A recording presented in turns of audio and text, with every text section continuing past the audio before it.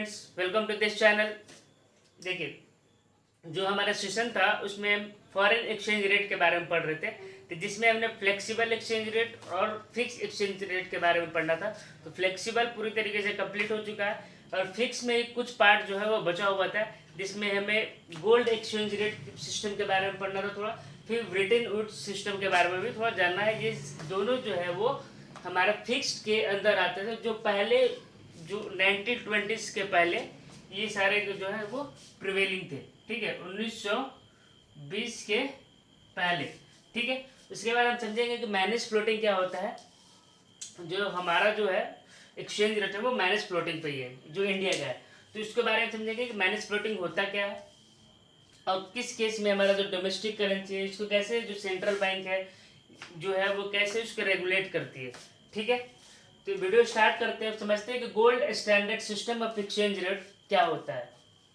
देखिए, कोई भी देश के जो करेंसीज है उसको जब हम एक गोल्ड के साथ उसका वैल्यू को अरेंज करते हैं तो वही जो हमारा मतलब गोल्ड के वैल्यू के अकॉर्डिंग उस करेंसी का वैल्यू देते हैं, उसको हम लोग बोलते हैं gold standard system of exchange rate. तो इस सिस्टम में क्या होता है, gold was taken as a common unit of parties between the currencies of the different country. Suppose करें कि एक यूएस है और उस समय जो था 1920 सबसे ज़्यादा था वो यूके, जो भी ब्रिटेन था, यूनाइटेड किंगडम वो। तो मान लो कि according to this system gold was taken as the common unit.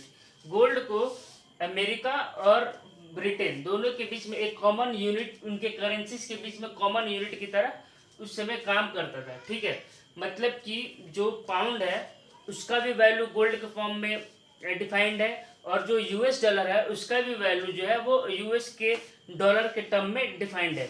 Suppose करें कि एक पाउंड में मतलब एक पाउंड के खरीदने में मान लो 4 ग्राम लगता है, या फिर एक पाउंड में 4 ग्राम मिलता है, और यूएस में मान लो कि एक यूएस डॉलर पे हम 2 ही ग्राम गोल्ड ले सकते हैं। ठीक है, तो इसका मतलब क्या हुआ कि हमारा जो पाउंड है वो ज़्यादा इफेक्टिव है as compare to US dollar. एक यूएस डॉलर में हम 4 ग्राम खरीद रहे हैं, सॉरी यूके जो पाउंड है, एक पाउंड में हम 4 ग्राम खरीद रहे हैं और $1 में हम बस 2 ग्राम खरीद रहे हैं। इसका मतलब रेशियो क्या है, 2:1 का है। ठीक है, तो ये गोल्ड के टर्म में डिफाइन होता था 1920 के समय में।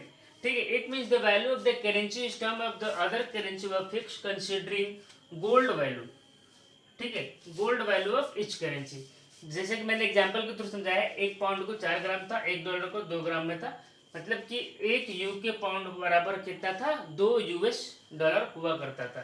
ठीक है, होप कि आपको ये समझ में आ गया है गोल्ड स्टैंडर्ड सिस्टम क्या है। हालांकि ये अब सिस्टम जो है वो हमारे करंट इकोनॉमी में नहीं है, सब कुछ चेंज हो चुका है।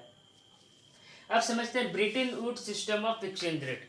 Britain Woods system of exchange rate का मतलब होता है जब सारे करेंसीज का वैल्यू एक करेंसीज के वैल्यू के साथ कंपीट कर दिया गया।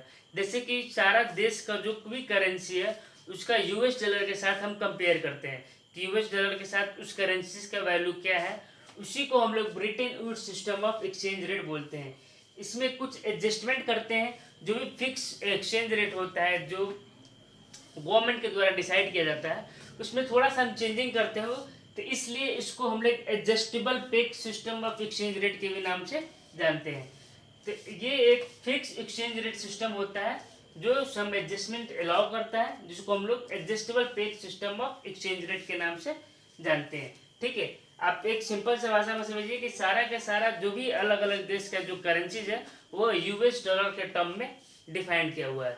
ठीक है, जैसे कि हमारा देश की करेंसी है कि $1 बराबर हमारा मान लो 74 रुपीज़ है, वो है। तो इसी तरीके से पाउंड का भी वैल्यू दिया हुआ है।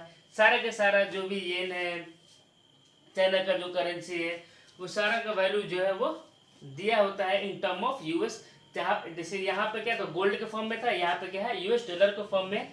इसी को हम लोग Bretton Woods system of exchange rate बोलते हैं। ठीक है, अब मैनेज फ्लोटिंग एक्सचेंज रेट क्या होता है।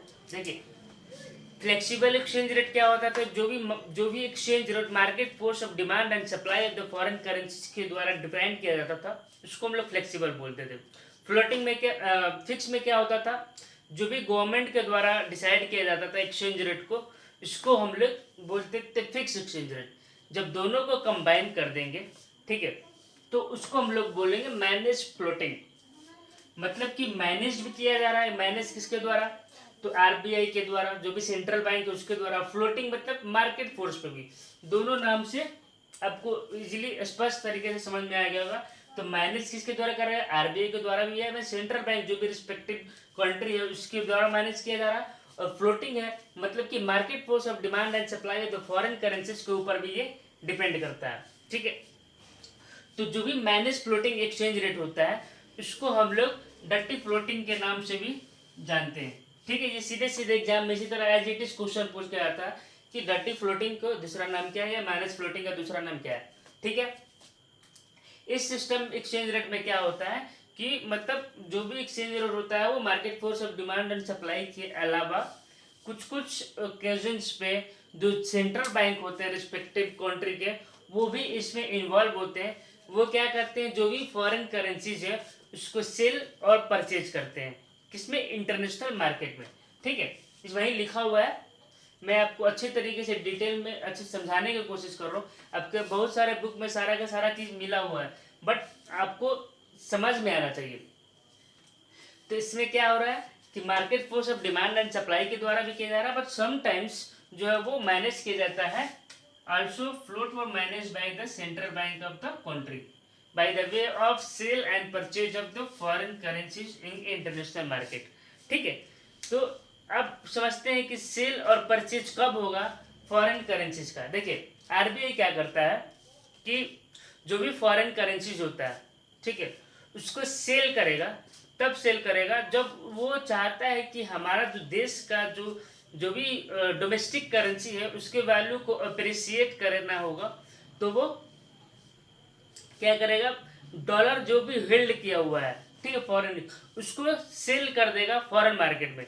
जब डॉलर जो है वो सेल कर देगा तो सप्लाई ऑफ डॉलर बढ़ जाएगा। जब सप्लाई जैसे ही बढ़ जाएगा डॉलर का, तो जो डॉलर का जो प्राइस है, सप्लाई बहुत ज़्यादा है। अब आप ही समझिए किसी मतलब आपके पास बहुत सारा वैरायटीज आ गया या बहुत ज़्यादा ही क्वांटिटी में आपके पास सामान आ जाए, तो वो क्या होता है, उसका जो वैल्यू है अपने आप गिरने लगता है।